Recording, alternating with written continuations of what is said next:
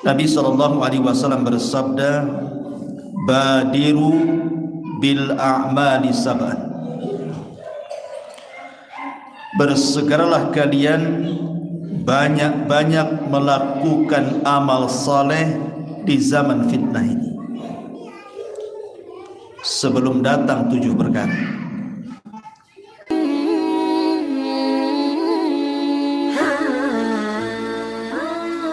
Bismillahirrahmanirrahim. Assalamualaikum warahmatullahi wabarakatuh. Alhamdulillah wassalatu wassalamu ala rasulillah wa ala alihi wa sahbihi wa mawalah wa la hawla wa la quwata illa billahi wa ba'du. Kita langsung masuk pada pembahasan tentang 10 hadis bicara tentang fitnah. Kalau tadi kita bicara tentang motivasi istiqomah di atas fitnah, maka fitnah-fitnah apa saja yang bisa menggemingkan istiqomah kita, inilah yang kita akan bahas setelah Isya ini. Hadis yang pertama, hadis dari Abu Hurairah radhiyallahu anhu. Nabi SAW bersabda, badiru bil a'mali sab'an. Bersegeralah kalian banyak-banyak melakukan amal saleh di zaman fitnah ini, sebelum datang 7 perkara.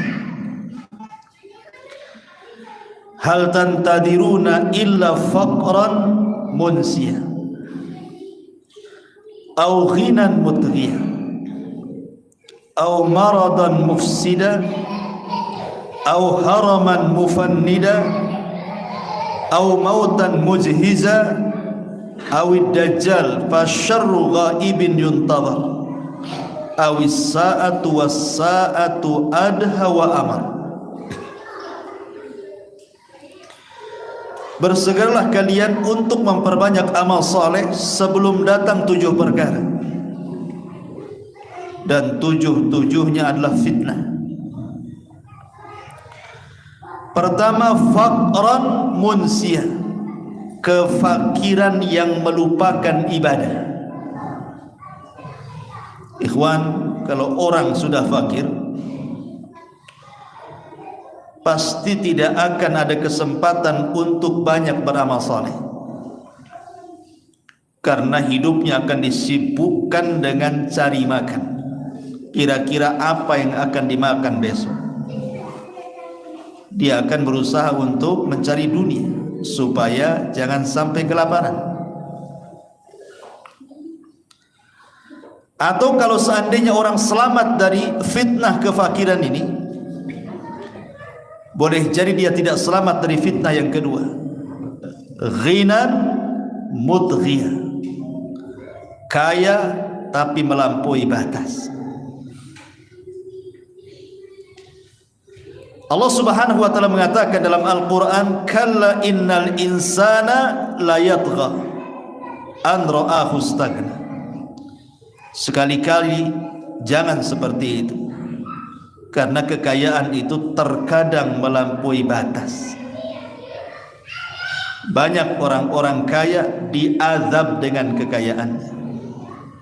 Bahkan ada sebagian orang kaya lebih miskin dibandingkan orang miskin. Ya, saya katakan banyak orang kaya diazab dengan kekayaannya, atau orang kaya lebih miskin dibandingkan orang miskin. Karena ada sebagian orang kaya itu yang semua waktunya hanya untuk uang, seolah-olah tidak ada waktu kecuali kerja, padahal sudah kaya. Orang miskin saja tidak seperti itu cari duitnya. Berarti orang kaya seperti ini itu sebenarnya dia miskin, karena waktu-waktunya cari dua duit saja kan. padahal duitnya sudah ada, kok masih juga dicari. Sampai tidak ada waktu untuk istirahat, tidak ada waktu untuk ibadah, tidak ada waktu untuk keluarganya. Ini orang kaya miskin namanya. Orang miskin saja gak kayak gitu cari duitnya. Berarti dia diazab dengan kekayaannya, sampai kekayaannya tidak memberikan kesempatan kepada dirinya untuk istirahat. Lebih celakanya, dia melampaui batas. Karena orang kaya itu ada sebab untuk melakukan maksiat dengan hartanya. Mau mabuk tinggal beli, mau perempuan tinggal bayar, mau nyakiti orang tinggal sewa preman. Apa susahnya orang kaya? Melampaui batas. Okelah dia selamat, dia tidak miskin yang menjadikan dia lupa, tidak pula dia menjadi orang kaya yang melampaui batas. Belum tentu dia selamat dari yang ketiga. Kata Rasul, au maradan mufsida, atau sakit yang membuat dia terduduk, tidak bisa apa-apa. Kaya memang, tapi dia sakit terduduk, stroke, terbaring aja. Mau kemana? Mau ke masjid Istiqomah tak bisa, mau ngaji tak bisa, mau sholat tak bisa, umroh tak sanggup, haji apalagi. Apa yang bisa dilakukan orang sakit yang membuat dia terduduk? Okelah dia selamat dari yang ketiga, dia tidak miskin, dia kaya, dan kekayaannya tidak melupakannya. Dia pun tidak sakit, sehat. Tapi apakah selamat dari yang keempat? Apa itu? Au haraman mufannida, atau kepikunan yang melupakan segalanya. Sehat badannya tapi pikun. Ditanya sholat, dia bilang sudah sholat padahal belum. Ditanya sudah makan, bilang belum padahal sudah 4 kali makan. Orang pikun. Susah orang pikun, karena orang pikun itu kayak sama orang gila. Apa yang diharapkan dari orang pikun coba? Oke, dia selamat dari pikun, dia tidak miskin, dia kaya, dan kekayaannya tidak melupakan dirinya, dia tidak sakit, juga tidak pikun. Selamat dari yang kelima? Belum tentu. Au mautan mujhiza, atau kematian yang mendadak. Siapa yang tahu kematian? Tidak ada yang tahu kematian. Kalau ada orang yang mengatakan, oh mati itu ada tanda-tandanya Ustadz. Apa tanda-tandanya? Kalau usianya sudah 60-70 tahun, sudah tua-tua, itu sudah alamat mati. Jangan salah. Menurut riset, penelitian, kalau di zaman dulu ya orang tua banyak yang mati. Kalau di zaman sekarang terbalik, anak muda banyak yang mati. Orang tua itu jarang mati. Kenapa? Yang trek-trekan anak muda, yang pandai naik motor anak muda. Orang tua itu di rumah aja, naik motor pun tak bisa. Cemana mau tabrakan? Yang tabrakan tuh anak-anak muda tuh. Hari-hari yang mati di jalan itu siapa? Anak muda. Narkoba anak muda, orang mabuk anak muda, pembunuhan anak muda, tawuran anak muda. Orang tua terduduk aja di rumah, lihat cucunya yang mati. Justru sekarang anak-anak muda yang mati itu, kan itu ya. Jadi kematian itu tidak bisa diprediksi. Kadang-kadang kita ini kalau di kota sana sudah beli motor baru, remnya bagus, bannya baru, sudah lama nyetirnya, lihai, pokoknya semua sudah mantap. Di jalan pelan-pelan. Di jalan itu cuma 2 masalahnya, nabrak atau ditabrak. Mungkin kita nabrak orang atau ditabrak orang. Kita sudah hati-hati, orang yang tak hati-hati.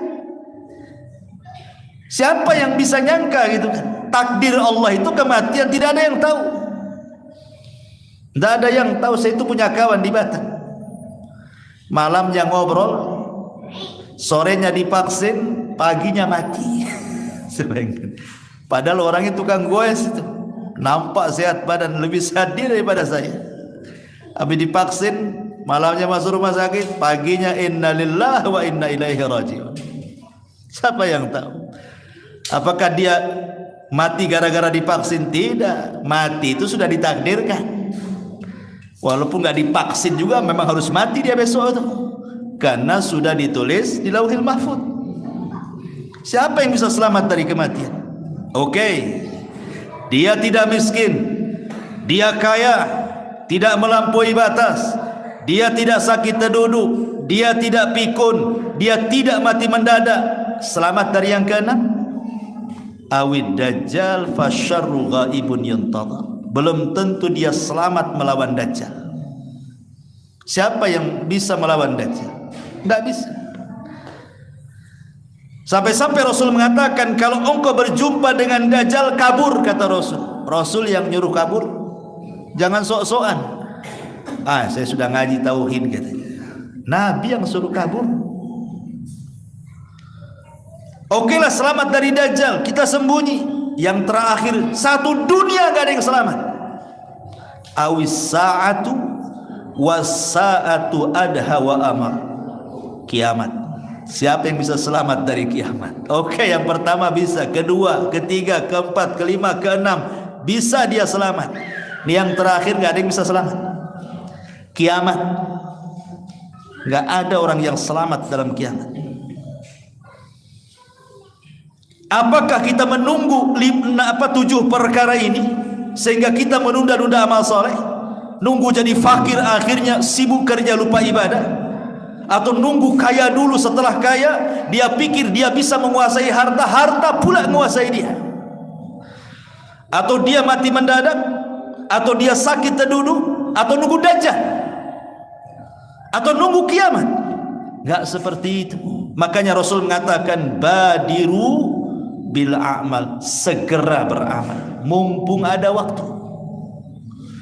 Sekarang zaman fitnah masalahnya. Ini hadis pertama. Hadis yang kedua, Nabi SAW mengatakan dari Abis Al-Ghifari radhiyallahu anhu, sebuah hadis yang disahihkan oleh Syekh Nasiruddin Albani rahimahullahu ta'ala. Badiru bil a'mali sittan, bersegeralah kalian beramal saleh sebelum datang 6 perkara. Kalau tadi 7 perkara, sekarang 6 perkara. Imaratus sufaha wa kasratus syurati wa bai'ul hukmi wa istighfafan biddami wa qati'atir rahimi wa nashwun yattakhidunal qur'ana mazamira yuqaddimuna ahadahum liyughanniyahu wa in kana aqalluhum fikhan. Bersegera kalian sebelum datang 6 perkara. Apa itu? Imaratus sufaha, para pemimpin yang jahil. Ketika datang para pemimpin yang jahil, bahaya kita. Nanti dia membuat kebijakan-kebijakan melarang ibadah. Gak boleh jilbab, kan dulu kan ada. Kemudian mulai mencampuri, membuat Islamfobia. Bahaya kalau pemimpin-pemimpin ini jahil. Lihat dulu Turki, setelah tumbang Turki Utsmani, kemudian datang masa-masa yang kelam bagi umat Islam kan. Sebelum Erdogan kan, lihat apa yang terjadi, rusak Turki. Itu karena pemimpin kan, bukan karena siapa, pemimpin. Makanya sampai ada yang meliti kenapa Turki sampai gempa pada 99% itu umat Islam di sana. Rupanya ada yang menanya-nanya kepada orang Turki, sampai sholat 5 waktu lu ndak hafal. Jangan cerita sholatnya, nama-namanya. Ditanya nama-namanya lu datang. Coba sebutkan sholat 5 waktu, ndak tahu. Dia bingung. Kalau kita ini, orang kita masih mendingan nggak sholat saja. Kalau ditanya sholat 5 waktu, hafal dia. Duhur, asar, maghrib, isya, subuh. Padahal nggak sholat kan? Di sana dah hafal. Gimana mau sholat? Memang betul-betul sudah sekuler. Kemal Atatürk itu memang luar biasa, dia merubah negeri Islam menjadi sekuler kan. Dan itu bagi pemimpin setelahnya sulit untuk mengembalikan tuh. Itu gara-gara Imaratus Sufah ini fitnah. Kalau pemimpin-pemimpin sudah jelek ini, dia akan membuat kebijakan-kebijakan yang merusak Islam. Fitnah. Apa kita menunggu pemimpin-pemimpin yang seperti itu sehingga kita baru beramal? Enggak seperti itu kata Rasul. Badiru bil amal. Segera beramal. Yang kedua, wa kasratus syurat, banyaknya polisi, banyaknya tentara, mau darat, mau laut, mau udara, mau polisinya. Kenapa menunjukkan banyak polisi itu berarti banyaknya kerusuhan, banyaknya kriminal.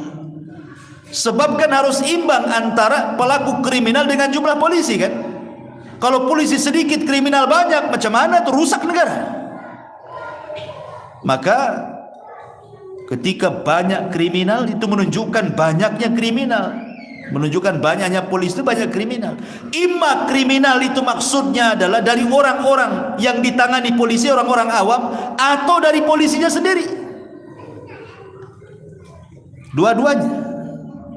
Ini fitnah ya. Kemudian yang ketiga, wa bai'ul hukmi, jual beli hukum. Nah, ini dunia pengadilan nih. Bayar jaksanya, bayar hakimnya, bayar saksinya. Semua bisa terjadi di pengadilan itu. Makanya Rasul mengatakan hakim itu ada 3, 2 di neraka, 1 di sorga. Satu hakim yang mengetahui kebenaran, dia putuskan dengan kebenaran, hakim itu di sorga. Yang kedua, hakim tahu kebenaran, dia putuskan pula dengan kebatilan, masuk neraka kau. Yang ketiga, hakim jahil, putuskan pula dengan kejahilannya, batillah dia, masuk kau ke neraka. Dan kebanyakan lihat perbandingannya 1:2. Yang 1 masuk surga, yang 2 masuk neraka. Menunjukkan apa? Menunjukkan banyak hakim yang bejat dibandingkan yang baik. Karena Rasul yang ngomong seperti itu. Hakim yang tahu kebenaran, dia putuskan dengan kebenaran. Hakim yang tahu kebenaran, dia putuskan kebatilan. Hakim yang jahil dari kebenaran, otomatis dia akan putuskan dengan kebatilan. 1 di sorga, 2 masuk neraka. Dan itu disebut bi'ul hukmi namanya. Kemudian yang ketiga, yang keempat, istighfafan biddam, memudah-mudahkan soal darah. Dulu waktu saya di Yaman, belum ada perang di Yaman. 99% orang Yaman itu pegang senjata. Sak miskin-miskinnya orang bawa pistol di sana. Jadi jual senjata itu bebas di pasar kayak jual handphone. Tapi selama saya belajar di sana, nggak ada orang ditembak langsung tuh. Kalau tengkar nembaknya ke langit, doh, gitu saja. Kalau lagi emosi itu tembaknya ke langit, bukan ke badan dia. Tapi di Indonesia ini tidak bebas senjata, hanya militer saja dan polisi yang pegang. Tapi hari-hari banyak orang mati kena tusuk. Memang nggak ditembak, ditusuk kan itu ya, dicarok, diracun, digantung, macam-macam. Lebih banyak kematian di sini daripada di sana.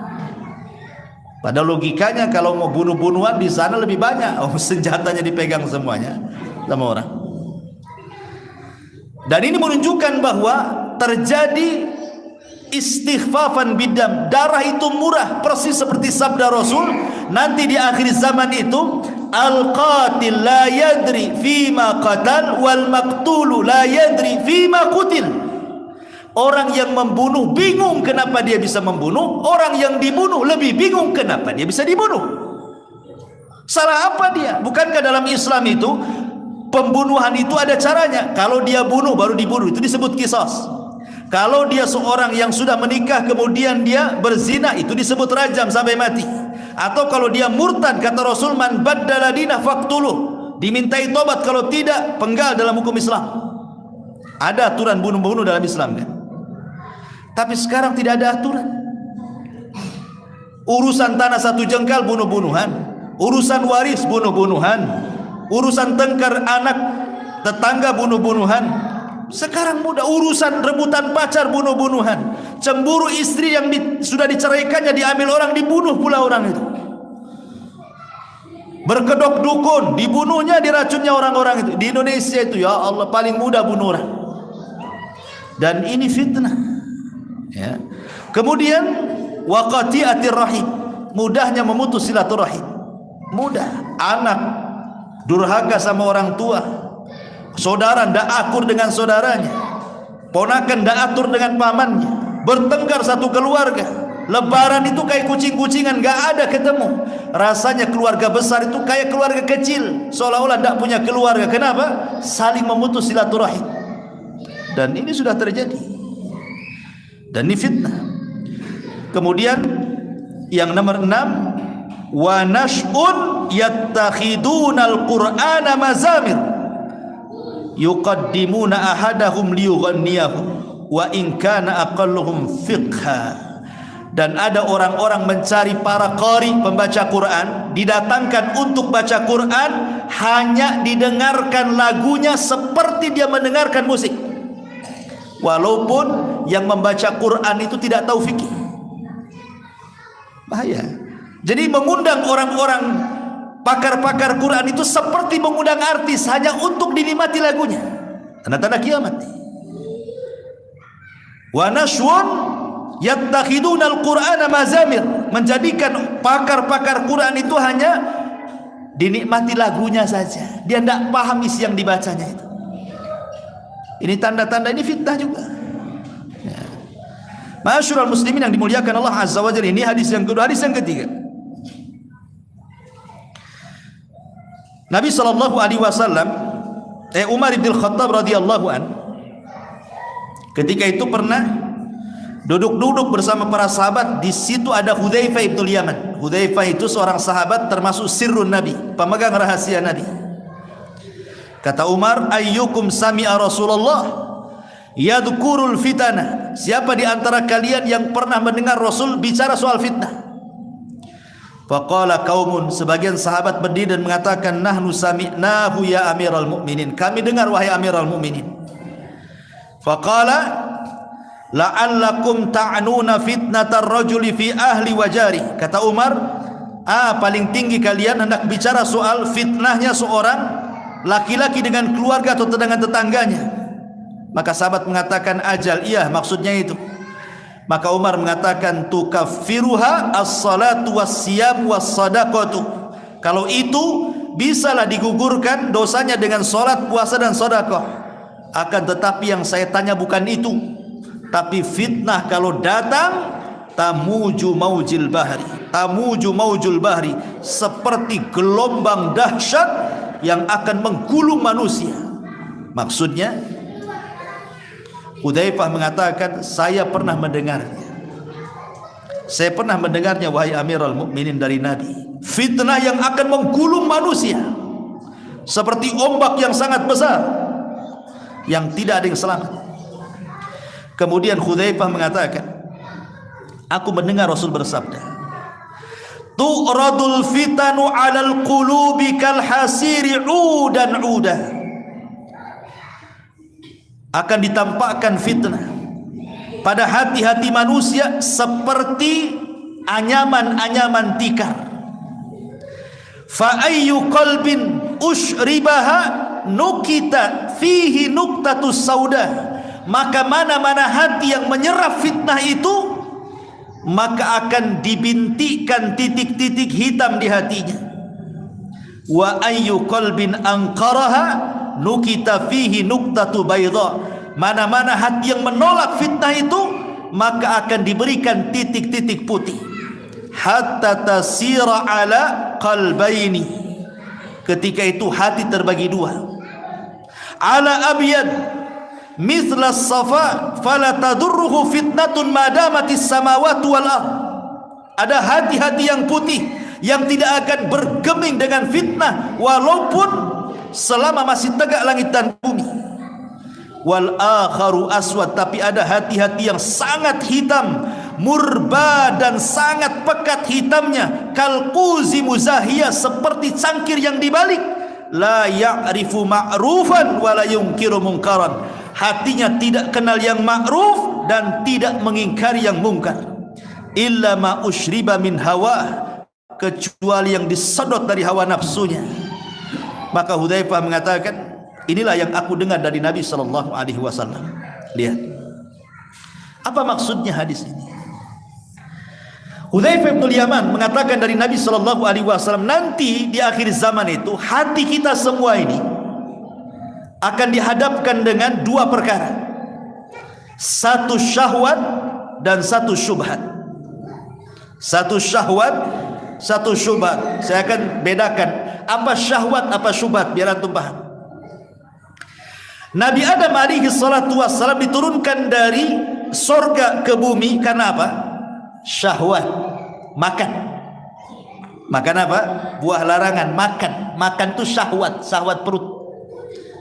Makanya Adam keluar dari sorga ke bumi itu karena syahwat. Tapi iblis dikeluarkan dari sorga, diturunkan ke bumi karena apa? Karena syubhat. Apa syubhatnya iblis? Dia merasa lebih baik dibandingkan Adam. Itu syubhat di kepalanya iblis. Ana khairum minhu khalaqtahu min nar wa khalaqtani min tin. Aku lebih baik ya Rabb, kau ciptakan Adam dari tanah, kau ciptakan aku dari api. Api lebih dekat dengan cahaya, artinya kami lebih dekat dengan malaikat dibandingkan Adam, berarti kami lebih baik katanya. Itu syubhat di kepalanya. Kata siapa bahwa iblis diciptakan dari api, api lebih daripada tanah? Justru kita katakan tanah lebih baik dibandingkan api, karena api itu kerjanya cuma satu, bakar, bakar, bakar, satu aja, nggak ada lagi. Kalau tanah bisa bangun masjid, ya kan? Tanah bisa cocok tanam, tanah. Coba cocok tanam di api, jadi apa? Nggak jadi apa-apa lah, terbakar semuanya. Nggak akan jadi. Api cuma satu, bakar-bakar aja itu. Tapi tanah bisa macam-macam di situ. Berarti kan tanah lebih baik. Karena syubhat di kepalanya si iblis, itulah makanya iblis dikeluarkan dari sorga karena syubhat, Adam dikeluarkan dari sorga karena syahwat. Itulah bedanya syubhat dengan syahwat. Atau lebih mudahnya saya pahamkan, syahwat itu merusak akhlak, kalau syubhat itu merusak agama. Paham ya? Kalau syubhat merusak agama, kalau syahwat itu merusak akhlak. Kurang paham? Saya mudahkan lagi. Kalau syahwat itu berasal dari hawa nafsu, dari hawa nafsu diri kita. Tapi kalau syubhat itu berasal dari setan. Hawa nafsu yang merusak akhlak kita. Nafsu pengen makan, nafsu pengen zina, nafsu pengen khamr, itu rusak akhlaknya itu. Tapi kalau syubhat berasal dari setan, suruh kufur, suruh musyrik, suruh bid'ah, suruh maksiat, masih kurang paham juga. Saya tak tahulah. Saya sudah terangkan apa bedanya syahwat dengan syubhat. Ya. Lah di akhir zaman ini kita akan dihadapkan dengan dua penyakit ini, syahwat dan syubhat. Disitulah ada dua hati. Satu hati yang menolak dua-duanya, tidak syahwat, tidak syubhat. Hatinya terjaga, berusaha untuk tidak masuk ke lingkungan syahwat, tidak pula masuk ke syubhat. Dia jaga akhlaknya, dia jaga agamanya. Maka orang ini diselamatkan selama langit dan bumi masih utuh. Tapi ada hati-hati yang mudah menyerap syahwat dan mudah menyerap syubhat. Jadilah hati itu hitam. Ketika hati itu hitam, ini anggap saja kuz, cangkir. Cangkir itu yang lubang atasnya, kalau diisi air dari atas kan. Tapi kalau dibalik pantat cangkir ada lubangnya nggak ada kan. Diisi air banyak-banyak pun nggak akan masuk ke cangkir. Disitulah hati susah dapat hidayah. Mau dinasihati, dikasih ayat, dikasih hadis, dikasih tetap saja ditolak dia. Karena seperti cangkir yang terbalik, kata Nabi. Itulah hati kalau sudah hitam, seperti cangkir yang terbalik, diisi pun tidak masuk-masuk. Nanti di akhir zaman ini ada seperti ini. Ada orang-orang yang menolak hidayah, menolak sunnah, menolak tauhid, menolak segala-galanya. Ini hati-hati, ini zaman fitnah. Karena dua perkara, syubhat dan syahwat tadi. Ini hadis yang ketiga. Hadis yang keempat,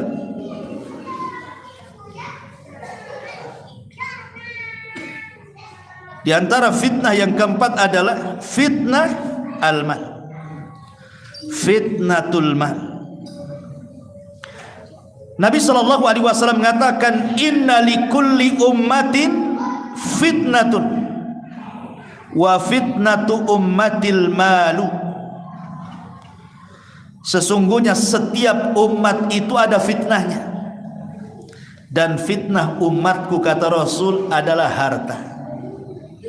Fitnah umatku adalah harta. Nabi sebelum meninggal, 3 hari sebelum meninggal, Nabi itu naik ke atas mimbar, dan itu khutbah terakhir. Habis itu Rasul meninggal. Salah satu penggalan khutbah Rasul itu, Rasul mengatakan apa? Wallahi, bersumpah dia, wallahi mal faqru ahsya alaikum walakin ahsya alaikum antum satad dunya kama busitat ala man kana qablakum fatanafasuha kama tanafasal ladzina min qablikum fatuhlikakum kama ahlakathum, kata Rasul. Aku demi Allah, bukan kefakiran yang aku takutkan kepada kalian, kata Rasul. Yang aku takutkan kalau harta dibentangkan kepada kalian, kalian mengejar harta persis seperti orang dulu mengejar harta, kemudian Allah hancurkan kalian persis seperti orang dulu Allah hancurkan. Dari sini menunjukkan bahwa harta ini terkadang bisa menjadi baik, bisa pula menjadi buruk. Mengumpulkan harta tidak tercela, mau kaya sebagaimana manapun, seberapa apapun, tidak tercela dalam Islam itu. Abu Bakar kaya, Utsman kaya, Abdurrahman bin Auf kaya, bahkan dari 10 sahabat yang dijadikan para rasul lebih banyak orang kaya dibandingkan orang miskin. Siapa yang mencela kekayaan? Tidak ada yang mencela kekayaan. Tapi kekayaan tercela itu kalau sampai alhaqumut takatsur hatta zurtumul maqabir, kalau sampai melalaikan, hanya gara-gara cari dunia lupa sholat, lalai. Cari dunia lupa ngaji, cari dunia lupa baca Quran, cari dunia lupa zikir, lupa segalanya. Itu yang menjadikan harta tercela. Padahal hakikat harta itu tajbi' wa tafrik, dikumpul, habis itu ditinggal. Itulah hakikat harta. Coba kalau kita pernah mendengar ada bos apa mati kena tabrak, hartanya banyak, mati kena tabrak, tetap saja kain kafannya yang murah. Yang murah kain kafannya kan. Nggak ada kain kafan yang harga miliaran, tetap juga kain kafan kiloan. Kan itu. Kemudian kuburannya juga tetap segitu-segitunya, 2 kali 1/2 gitu ya. Apa yang membedakan orang kaya dan orang miskin coba kalau dikubur tuh? Tidak ada yang membedakan. Orang itu jadi mulia, ikhwan, itu bukan karena jasad. Orang itu jadi mulia karena ruh. Selama ruh itu masih di badan, disitulah orang jadi mulia. Ketika ruh keluar dari badan, nggak akan mulia lagi. Sehebat-hebatnya orang hebat di negeri kita siapa? Presiden. Coba kalau presiden dicabut ruhnya, biarkan jasadnya 1 minggu, busuk tidak? Busuk. Siapa yang mau dekat-dekat presiden lagi? Hah? Siapa yang mau dekat presiden setelah 5 hari dia mati? Nggak ada. Makanya cepat dikubur kan, biar nggak busuk. Tapi kalau masih ada ruhnya, pasti dekat-dekat.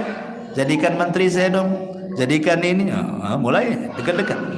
Pengusaha-pengusaha itu, karena masih ada ruhnya. Orang mulia itu kan ada ruh sebenarnya. Makanya malaikat sujud itu bukan kepada jasadnya Adam, tapi kepada ruh yang ditiupkan Adam. Maka Allah mengatakan dalam Al-Quran itu, falamma sawaituhu wa nafakhtu fihi min ruhi faqa'u lahu sajidin, kata Allah. Ketika aku sempurnakan, kata Allah, falamma sawaituhu wa nafakhtu fihi, dan aku tiupkan ruh dariku kepada Adam, semata-mata aku tiupkan ruh kepada Adam, faqa'u, sujud kalian.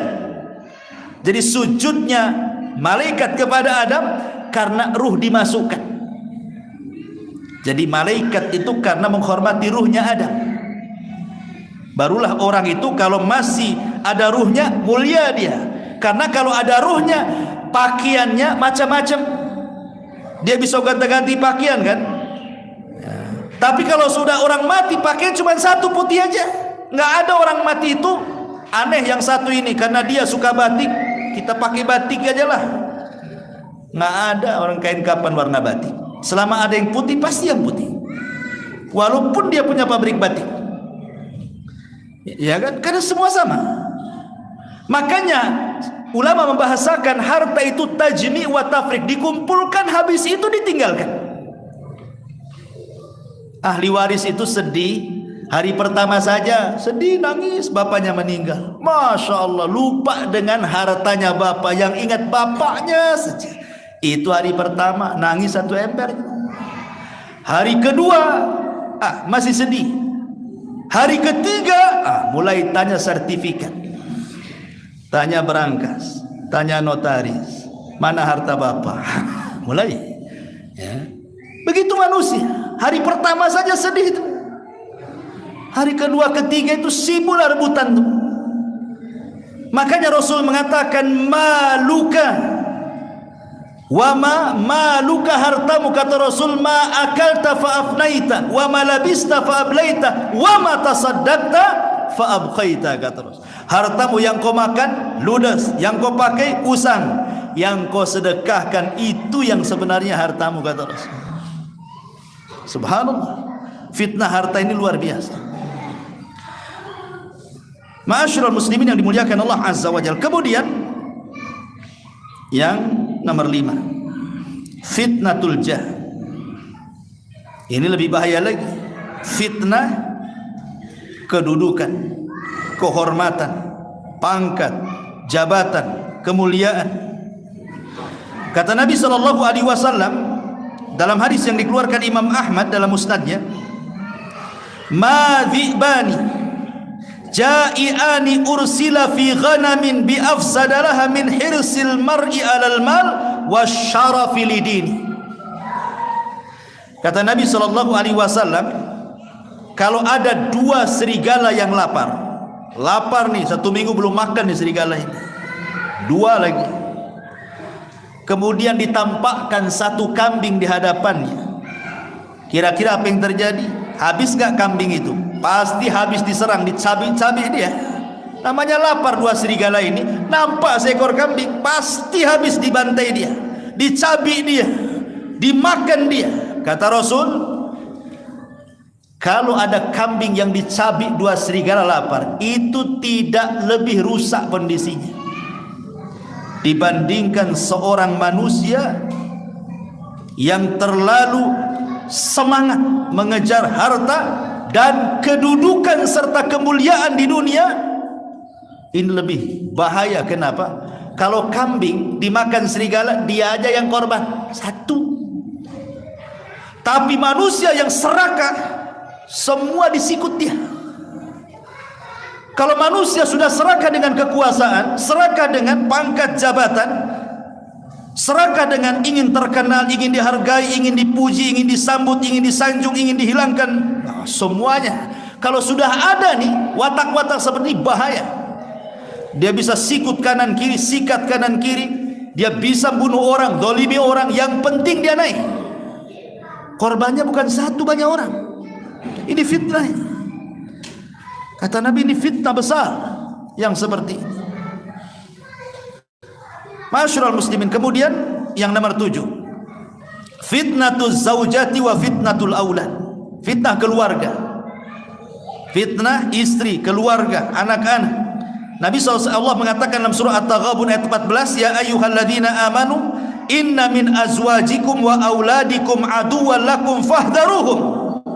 Orang-orang yang beriman, ingat, pasangan-pasangan kalian, anak-anak kalian itu bisa jadi musuh, bisa jadi fitnah. Betapa banyak anak-anak itu menjadi musuh orang tua, baik musuh secara ideologi atau musuh secara badan. Dibantainya orang tua. Saya belum pernah dulu ada orang bantai orang tua. Sekarang subhanallah, hari-hari ada pembunuhan anak bunuh orang tuanya. Sampai ada kasus tuh di mana tuh, anaknya minta sepeda motor, gak dikasih sama orang tua, dibacok orang tuanya sampai mati. Hanya minta sepeda motor. Gila zaman sekarang ini. Ataupun musuh secara ideologi dari pasangannya, dari istrinya. Suaminya mau infak nih, istrinya datang jadi setan. Janganlah bang, sikit aja kalau infak tuh. Kita belum punya 3 motor, baru 2. Tetangga ada 5. Mulai dari setannya gitu ya. Atau musuh seperti itu, dia secara ideologi itu dipengaruhi suaminya.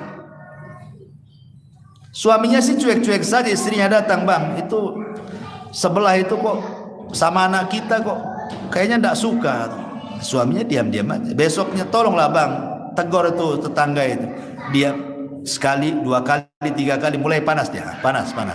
Akhirnya betul-betul datangi tangganya. Kau mau apa dengan anak saya, kata. Awalnya suami itu biasanya kalau laki-laki kan berakal, dia kan nggak gubris. Tapi kalau hari keluar tuh ke laki-lakiannya, kan gitu tuh bapak-bapak. Awalnya nggak peduli, tapi hari-hari ngomong istri, jadi nanti tuh kadang-kadang itu namanya musuh ideologi ya.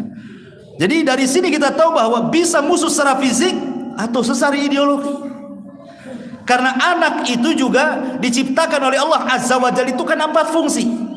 1, terkadang anak itu menjadi zina. Zina itu artinya perhiasan bagi orang tuanya.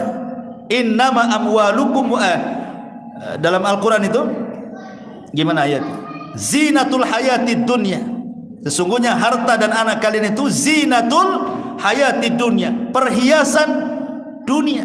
Makanya ada orang tua itu kalau berjumpa dengan siapapun tidak ditanya anak, dia cerita anak. Oh anak saya begini, oh anak saya begitu. Padahal nggak disuruh cerita kok, nggak ditanya juga sama dia tentang anaknya.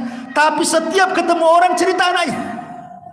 Karena anak itu terkadang menjadi zina, perhiasan, kebanggaan, dibangga-banggakan anaknya.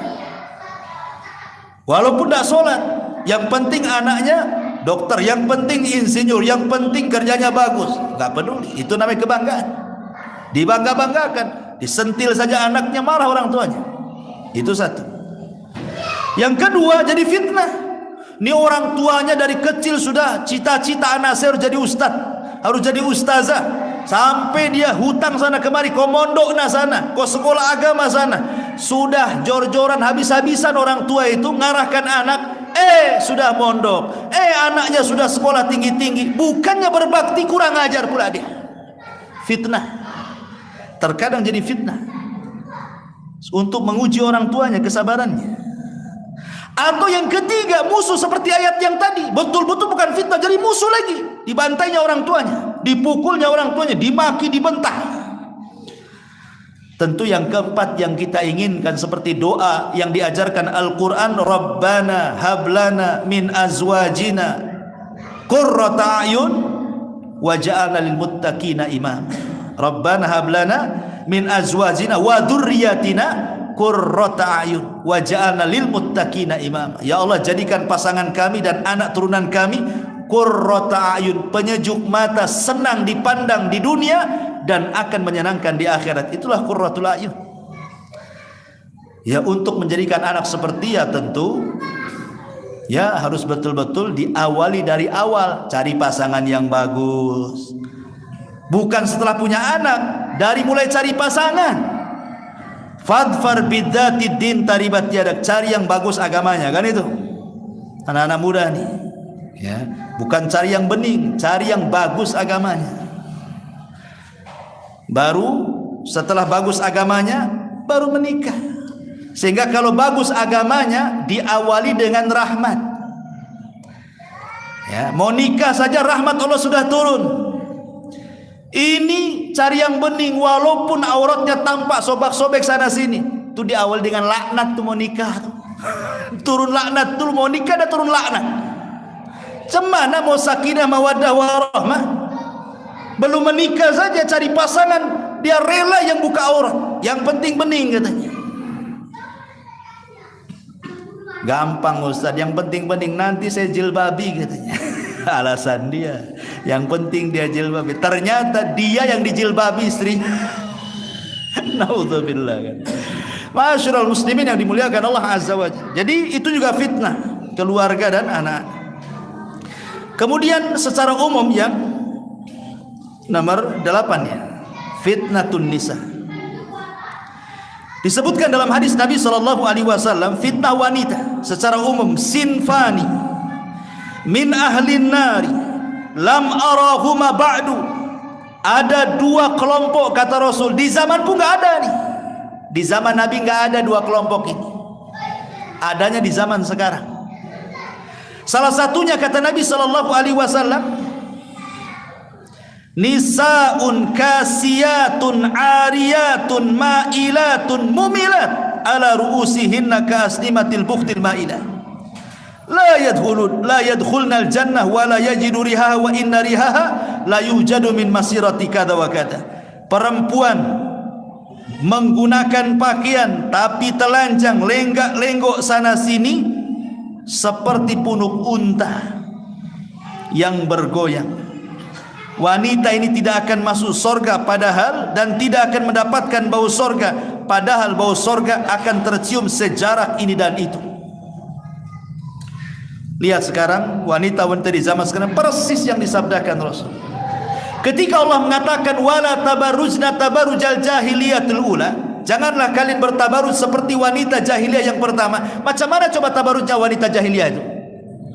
Tabarrujnya wanita jahiliyah itu, mereka menggelung rambutnya, kemudian ditutupi jilbab, jadi nampak kayak punuk tuh. Tapi pakai jilbab, ya. Kemudian pakai anting-anting kakinya sehingga kalau jalan tangting-tangting. Tapi badan sebagian mereka masih tertutup. Itu orang jahiliyah yang dikatakan wala tabarrujna tabarrujal jahiliyah. Sekarang tidak. Memang dibuka semuanya sekarang ini. Nggak ada tutup-tutupan kan gitu. Nggak ada. Kayaknya semua pakaian kurang bahan. Tapi itu pula yang model.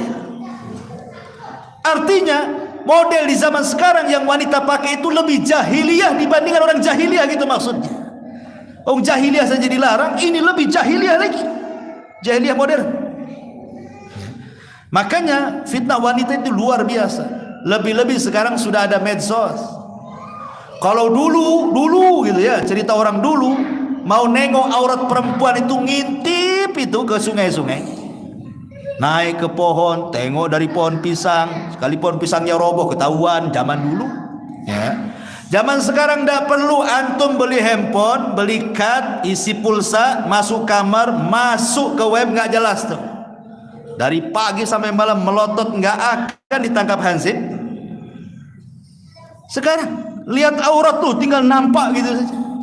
Kalau dulu ngintip-ngintip dulu tuh susah tuh, nunggu malam, nunggu subuh kan gitu ya, sampai sembunyi-sembunyi. Oh sekarang naudzubillah ya, fitnah wanita. Akhirnya apa? Dia pun bermaksiat dalam kegelapan, tidak tahu yang tahu kecuali Allah. Bahaya. Kemarin sudah saya jelaskan, maksiat tidak terang-terangan itu menghancurkan amal. Kemudian yang nomor 9, fitnah at-tafarruq wal ikhtilaf. Fitnah banyaknya perselisihan, banyaknya perbalahan. Kata Nabi sallallahu alaihi wasallam dalam hadis Irbad bin Sariyah radhiyallahu an, apa kata Rasul? Kata Nabi sallallahu alaihi wasallam, akan terjadi perselisihan sepeninggal. Akan terjadi perselisihan. Kemudian kata Rasul, fa'alaikum bisunnati wa sunnatil khulafa'ir rasyidin al mahdiyyin addu alaikum bin nawajib.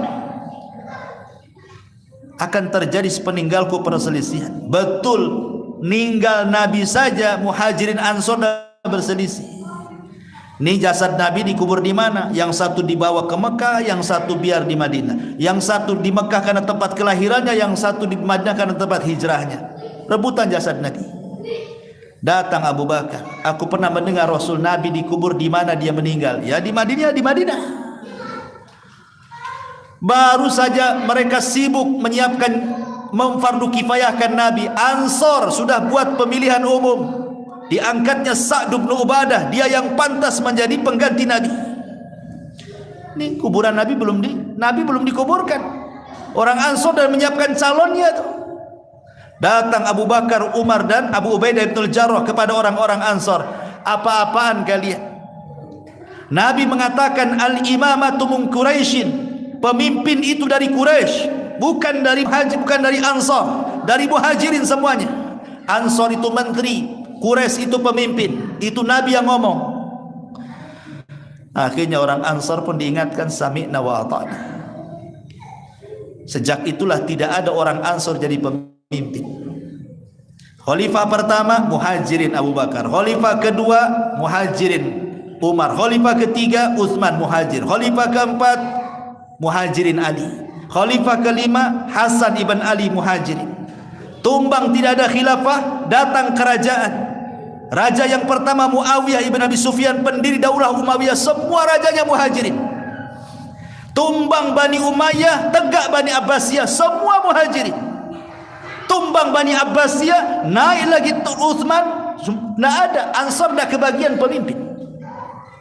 Tapi Nabi SAW mengatakan, yang sabar kalian orang-orang Ansar, nanti kalian akan mendapatkan pemimpin-pemimpin yang zalim, mengambil hak kalian, dan kalian tidak bisa mengambil hak kalian kepada mereka.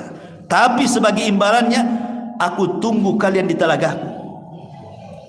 Maka yang pertama kali meminum telaga Rasul adalah orang-orang Ansar, karena dia tidak ada yang jadi pemimpin, semua pemimpin Muhajirin. Ya, karena Rasul yang mengatakan seperti itu. Kesabaran orang-orang Ansar, dan tidak memberontak juga orang-orang Ansar, tahu diri mereka. Ma'asyiral muslimin yang dimuliakan Allah Azza wa Jalla, karena namanya perpecahan itu tidak baik. Tapi sekarang lihat, perpecahan itu luar biasa. Satu masjid berpecah, satu yayasan berpecah, satu ormas berpecah, apalagi partai, makin lagi perpecahannya lebih hebat lagi. Itulah fitnah tafarruq. Yang nomor 10 yang terakhir adalah fitnah agama, fitnatuddin. Nabi SAW berdoa yang sering didoakan, wala taj'al musibatana fi dinina. Ya Allah, jangan jadikan musibah yang kau timpakan kepada kami mengenai agama kami. Seolah-olah Rasul mengatakan, gak apa-apa kau timpakan kepada keluargaku, anakku atau apalah, tapi jangan musibah ini ditimpakan kepada agama. Karena musibah agama ini bahaya. Makanya hadis yang pertama sebagai mukaddimah, ada malamnya mukmin, paginya kafir. Paginya mukmin, malamnya kafir. Karena di zaman sekarang ini terkadang ada orang bicara itu dia tidak paham kalau pembicaraannya itu kalau diucapkan itu bisa kufur tuh. Contoh, ya. Ketika mengatakan, oh syariat rajam, syariat potong tangan itu hanya cocok di zaman dia, di zaman Nabi. Zaman sekarang nggak cocok. Quran dan sunnah itu cocok di zaman Nabi. Kalau sekarang diterapkan di zaman kita nggak cocok. Sekarang bukan zaman unta, sekarang zaman Fortuner, nggak bisa. Kufur. Islam itu relevan mau zaman mau waktu. Zaman dan waktu ikut Islam, bukan Islam ikut zaman. Ini kalimat kufur kadang-kadang. Ya. Nggak terasa diucapkan kufur dia. Atau sekarang banyak kalimat kufur kan? Baik syirkul akbar atau syirkul asghar, baik kufur kecil atau kufur besar. Seperti menisbatkan nikmat, kalau bukan karena kamu tentu saya enggak seperti ini. Mana Allah? Kok karena bukan karena kamu pula? Yang benar kalau bukan karena Allah kemudian kamu. Ada dokter yang mengatakan, datang pasien ke dokter.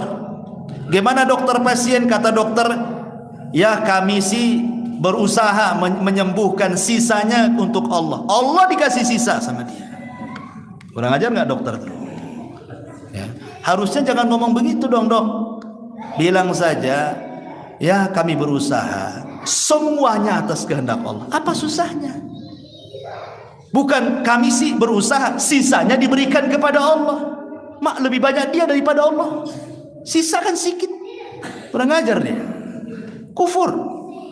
Jadi kadang-kadang ya, gak terasa itulah yang dikatakan pagi mukmin malam kafir, malam iman, karena ucapan.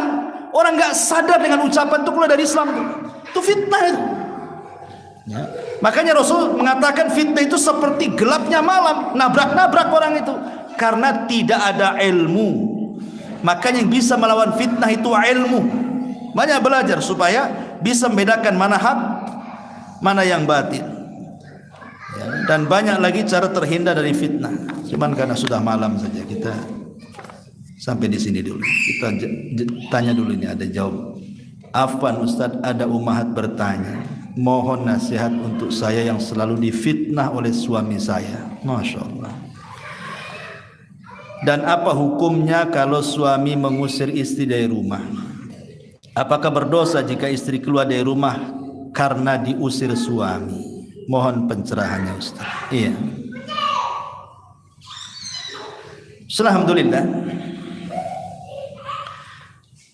Pertama, tidak boleh suami itu mengusir istri. Sehebat apapun pertengkaran, tidak boleh mengusir dari rumah.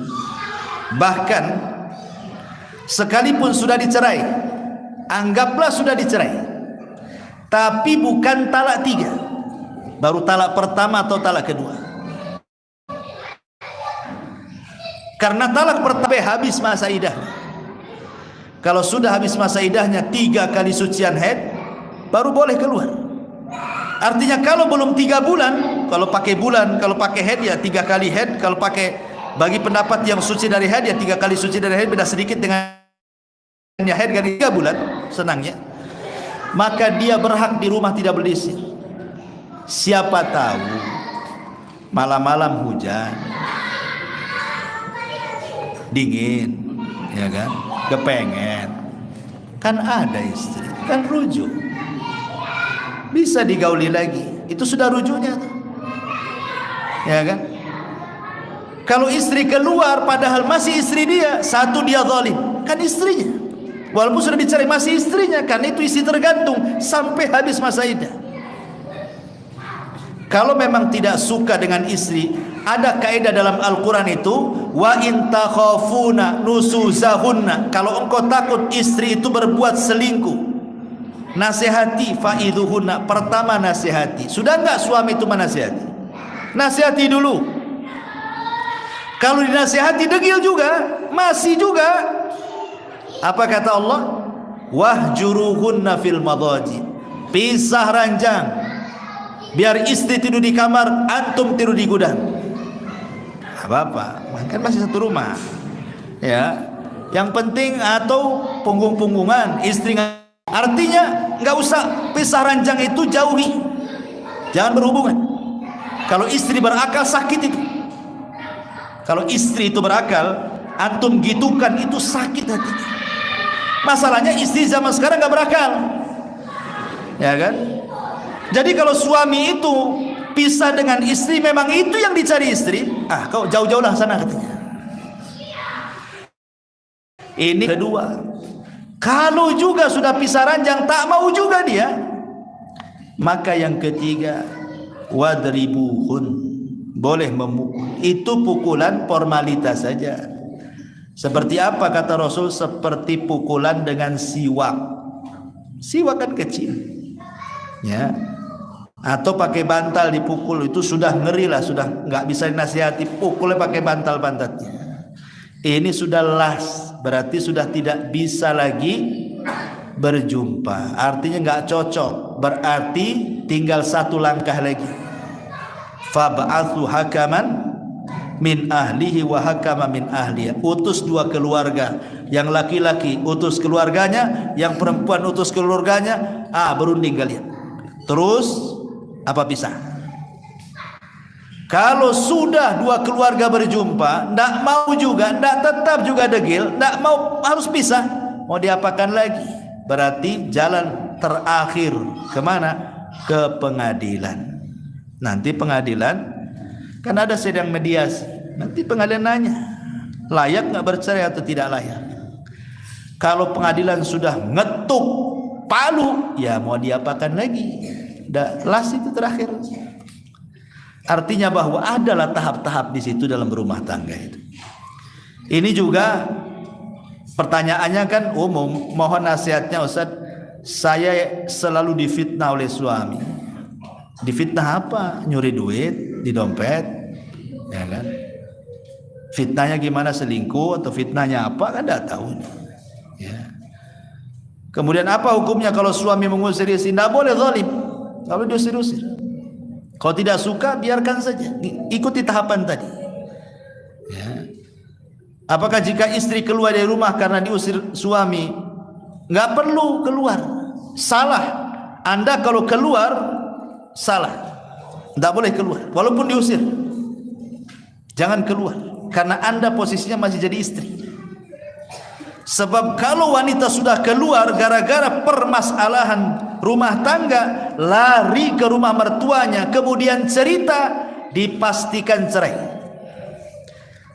Karena pasti cerita yang buruk-buruk suaminya kan. Pasti orang tuanya marah. Ya, enak saja anakku yang membesarkan, bukan dia yang besarkan, sudah kawin didolimi. Udah ngapain saja. Mendingan cari lagi, banyak kok suami. Mulai kompor datang. Kompornya itu bukan yang 5 gas, 25 gas. Yang gede, jadilah. Ya. Jadi yang harus dipahami, ya kalau bisa sih cobalah didamaikan. Apa masalahnya?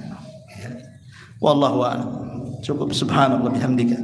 Asyhadu an la ilaha illa anta astaghfiruka wa atubu ilaik. Allahu ta'ala alam. Assalamualaikum warahmatullahi wabarakatuh.